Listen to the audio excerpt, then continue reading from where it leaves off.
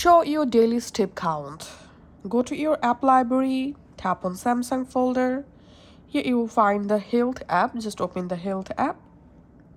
In Health app here, go down and we can see our daily step counts showing. Just tap on that and here you can see your daily steps, your active time, activity, calories.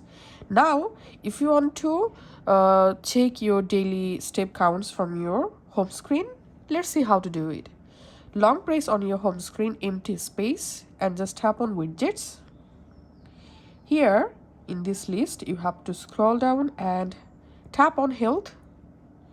Under health here you will find bunch of different size health or widget. You can go ahead and select any of them. In my case I'm selecting here this widget. Once the widget added, now on I can easily see my step counts using this widget. So as you can see, that's it.